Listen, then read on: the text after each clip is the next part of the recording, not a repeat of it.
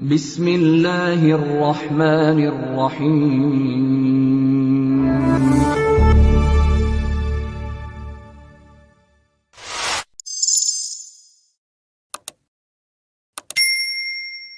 Jemaah sedang majelis kajian kepribadian seorang muslim yang semoga Allah muliakan dunia dan akhirat. Kita lanjutkan kajian kita di sesi yang ketiga, bahwa syahwat hawa nafsu yang kita miliki ini yang menjadi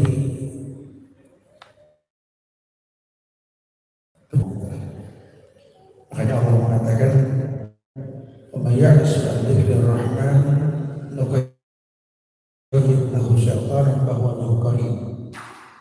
Kata Allah di surat Az-Zukhruf ayat 36 ini, Allah mengatakan, maka barang siapa berpaling dari pengajaran Allah Ar-Rahman.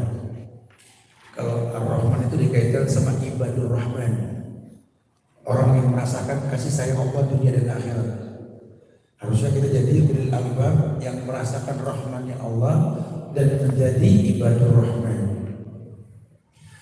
Alladzina yamshuna 'alal ardi yang berjalan di muka bumi tanpa kesombongan. Wa idza khatabahumul jahilun qalu salam. Yang nanti diuji kan dia gak gampang terpancing, gak gampang terwarnai, karena dia tahu bahwa hidup ini memang selalu membuka peluang komentar manusia. Ya, kalau yang dia lakukan sesuai dengan syariat dikatakan dengan tegas qalu salam, ya, jangan terpancing, tapi balaslah dengan tutur kata yang lebih lembut. Karena munaslah yang tahi, omongan orang nggak ada selesainya. Antum nggak usah khawatir, nanti akan ada masa sampai nanti puncaknya itu adalah Dajjal yang bisa memutarbalikan semuanya nanti. Ini cikal bakal sudah mulai nampak ini, digiring manusianya untuk benci dengan sunnah. Bahkan penegak sunnah pun dibilang radikal. Ya, tanda-tanda orang yang menegakkan sunnah itu tanda-tanda yang dicurigai. Ya, dengan mencari penyebab kesalahan orang-orang yang mengatasnamakan sunnah, bertingkah laku seperti tidak bertingkah lakunya Rasulullah SAW. Makanya beliau mengatakan bu'istu liutammima makarimal akhlaq. Aku diutus ini menyempurnakan akhlak manusia. Jadi kalau sampai ikhwan akhwati fillah sudah ngaji, sudah belajar agama, tapi nggak punya akhlak, sama yang tua kita nggak hormat, sama yang seumuran kita nggak bersahabat, ya, sama pemimpin ulil amri kita terlalu kasar dan brutal, maaf, itu bukan akhlak-akhlak Islami gitu. Yang lebih fatal lagi nanti ketika kita ini nggak punya akhlak, ketika ada sunnah disampaikan ini kita malah mencibir. Dan nggak sedikit orang yang mengolok-olok syariat, ya. Dan nggak sedikit. Qad kafartum ba'da imanikum, kata Allah. Kalian telah berbuat kufur setelah kalian beriman. Kok orang Islam anti sunnah? Kok memilih-milih sunnah? Sementara totalitas mencontoh Rasul kan syariat. Udhulu fisilmi kafah. Masuk Islam secara menyeluruh, secara total. Jangan kaleng-kaleng. Jangan casingnya aja kelihatan kayak casing Islam, tapi perbuatannya tidak. Justru agama ini mengedepankan akhlak, dan inti dakwah Nabi itu adalah akhlak. Ya, bagaimana dikatakan akhlaknya sempurna? Akhlakul Quran. Kalau Nabi ukurannya akhlaknya Quran. Dan Allah pengen kita berada di atas manhaj yang benar untuk mencontoh yang ada di dalam Al-Quran. Ya. Allah jabarkan tentang semua hal dalam Quran. Tujuannya apa? Litatma'inna qulubuhum, untuk mendatangkan ketenangan pada hati kalian. Allah sampai tanya begini di surat Fatir ayat 8, kata Allah, apa man zuyyina lahu su'u 'amalihi fara'ahu hasanah.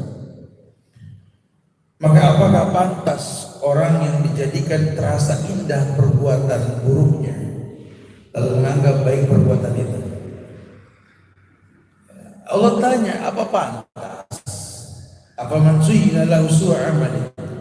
Apakah pantas orang yang Allah bikin terasa indah perbuatan buruknya, berlenggak-lenggok, mempertontonkan aura, sambil berkata-kata yang baik dengan syair-syair yang baik. Orang dapat hidayah dengan syair-syair yang dibaca dengan lenggak-lenggok yang haram. Dulu zaman Rasul saja Nabi mengatakan tentang penghuni neraka, nisaun kasiyat ariyat mumilat ma'ilat rusahuna ka'astil batil muhtil ma'ilat la yadkhulul jannah wa la yajidna rihaha fa inna rihaha la tujadu fi masirati kadza wa kadza. Dulu Rasul bilang ketika menjelaskan tentang neraka itu banyak perempuan, ciri-cirinya itu nisaun kasiyat, perempuan yang pakai baju ariyat tapi telanjang. Jadi dia tutup auratnya cuma dibilang telanjang. Kenapa?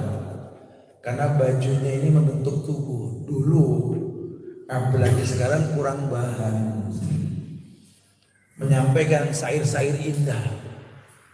Dan kita yang udah ngaji ini sampai nangis dengar syair tersebut. Aduh, nggak sedikit, banyak. Makanya orang laki itu kalau sudah senang nyanyi, ujungnya itu mukhannas, amrod, jadi bencong gitu. Bisa nangis sendiri di pojokan rumah, main gitar, terlalu main rambut, mulai pakai anting, pakai perempuan, main tato. Dulu tato itu perempuan, nggak ada tato itu laki zaman Rasul. Tato itu perempuan. Makanya coba ada perhatiin deh. Orang sudah melanggar syariat, nuwali mata wala. Wa may yushakkikir rasula min ba'di ma tabayyana lahul huda wa yattabi' ghayra sabilil mu'minin nuwali mata wala. Wa nuslihi jahannam wa sa'at masir. Orang yang bertolak belakang dengan Rasul setelah dijelaskan petunjuk halal jelas, haram jelas, syubhat jelas, wa yattabi' ghayra sabilil mu'minin, yang diikuti jalan orang-orang yang enggak beriman, walihi matawalla, akan kebalikan dia sejauh mungkin, kata Allah. Kemudian Allah bilang, afaman zuyyina lahu su'u amali fara'ahu hasan. Terus apakah pantas orang yang dianggap baik perbuatan buruknya, yakni dianggap dia itu melakukan sebuah kebaikan, dijadikan sebagai panutan, simbol, duta ini, duta itu? Aneh. Bahkan gak sedikit yayasan-yayasan butuh bantuan orang-orang seperti ini, karena mencari follower, undang yang gak jelas, datang ke yayasannya untuk memancing dana. Ya Rahman, Ya Rahim, kita pengen punya yayasan yang baik, adanya di sisi Allah dengan cara yang baik. Kalau kita pengen bikin sebuah ma'had, yayasan apa, tolong jangan lagi yang haram, yang syubhat saja jauhkan. Karena ujian ini akan menderu kita. Faman ittaqa syubhat faqad istabra lidin ghairu. Orang yang menjauhkan syubhat akan menjaga agama dan kehormatan. Agama ya Islam yang kita punya, kehormatan izzah kita. Makanya kita orang-orang laki ini biasa ini. Bukan cuma yang haram yang kita jauhin, syubhat jauhin. Nanti kita punya izzah dengan sendiri. Kita akan punya dunia karena dititipin sama Allah. Masya Allah. Kemudian dijelaskan di surat Al-An'am ayat 108, Allah berfirman, "Wala tasubbul ladzina yad'una min dunillah fa yasubbullaha adwan bighairi ilm. Kadzalika zayyana likulli ummatin 'amalahum summa ila rabbihim marji'uhum fa yunabbi'uhum bima kanu ya'malun." Ya Allah mengatakan, wala tasubbul ladzina yad'una min dunillah. Janganlah kamu memaki sesembahan yang mereka sembah selain Allah. Karena mereka nanti akan memaki Allah dengan melampaui batas tanpa dasar pengetahuan. Demikianlah kata Allah, kami jadikan Setiap umat menganggap baik pekerjaan mereka. Kemudian kepada Tuhan kepada Tuhan tempat kembali mereka. Lalu dia akan memberitahu kepada mereka apa yang telah mereka kerjakan. Jadi di sini pun Allah jelaskan sampai akhlak aja dipertontonkan antum. Kalau mau mendakwakan sebuah kebaikan, jangan menghina sembahan orang yang menyembah selain Allah. Bukan berarti kita mengiyakan sembahan selain Allah, bukan. Cuma ada efek buruk. Ada efek buruk. Kau hujat, kau maki sembahan selain Allah, yang menyembah itu akan memaki Allah. Sama dengan ayat hadis yang mengatakan, jangan kau benci, jangan kau hina orang tua seseorang, maka dia nanti akan menghina orang tuamu. Kau yang durhaka, bukan dia. Ini akhlak, ya. Akhlak. Jadi memang kalau kita buka sejarah Nabi, para sahabat dalam berdakwah, mereka nggak pernah menghujat Tuhan-Tuhannya non Muslim gitu ya. Walaupun mungkin dalam sejarah dikatakan mereka juga bertuhankan Allah cuma sebatas rububiyah gitu. Bukan ada patung yang disembah, mereka kan. Dijelaskan aja dulu tentang akidah yang betul. Nanti akidah jadi isim alat bantu untuk meluruskan kebenaran tersebut. Ya, jangan terjebak dalam kesalahan emosi yang dikedepankan, akhirnya timbullah kerusakan yang lebih besar. Dan ayat yang terakhir yang kita bahas pada perjumpaan kita kali ini, silakan disiapkan pertanyaan yang mau bertanya. Al-An'am ayat 137 Allah mengatakan, wa kadzalika zayyana likatsirin minal musyrikin qatla auladihim syuraka'uhum liyurduhum waliyalbisu 'alaihim dinahum. Dan demikianlah berhala-berhala mereka atau setan-setan mereka ini menjadikan terasa indah bagi banyak orang muslim membunuh anak-anak mereka untuk membinasakan mereka dan menghancurkan agama mereka sendiri. Jadi nggak perlu kita yang mengkritisi ketika sampai dakwah kebenaran kepada mereka pun akan merusak kehidupan mereka sendiri. Karena dulu orang-orang musyrikin sampai berani mengorbankan anaknya untuk berhala. Jadi kalau sekarang kita cuma melihat sesajen yang dibuat untuk jin, dulu anak sendiri yang dikorbankan. Ini belum ada seujung kukunya orang-orang dulu ini. Dulu saja nggak kita hina itu Tuhan, karena resikonya kita menghina Allah. Apalagi sekarang gitu. Tugas kita cuma mendakwahkan. Makanya disampaikan di awal-awal kajian kepribadian seorang muslim ini, dakwah yang dipertontonkan oleh sahabat Mus'ab bin Umair adalah Mu'az bin Jabal.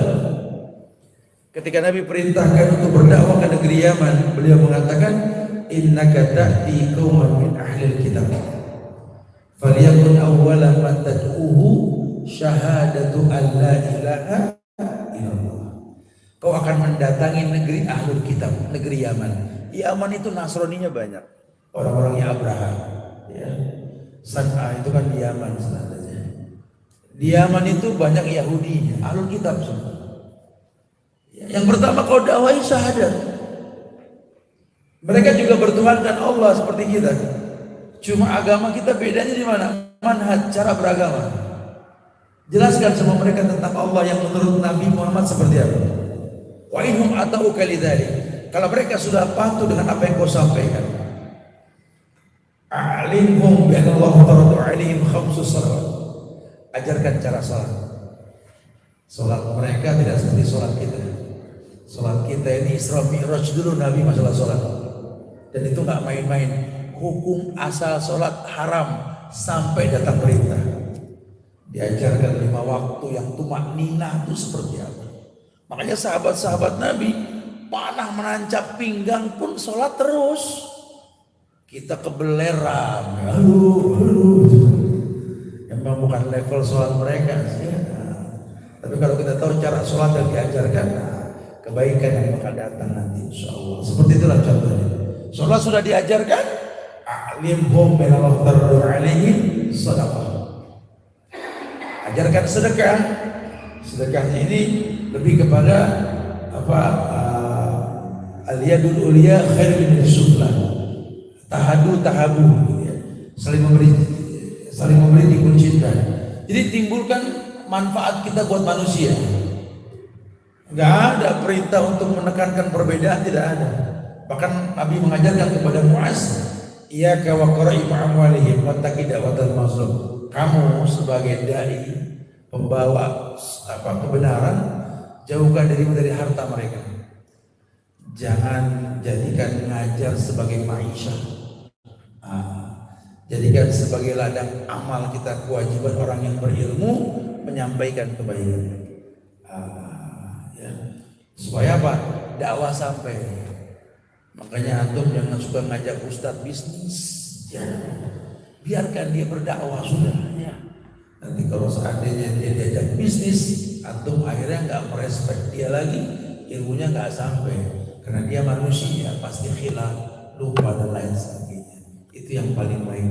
Iyyaka wa qara'a amwalihim wattaqi da'watal mazlum fa innahu laisa bainahu wa bainallahi hijab.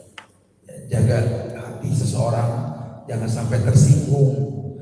Ya, karena nggak ada hijab antara orang yang dizolimi dengan Allah, doanya mustajab.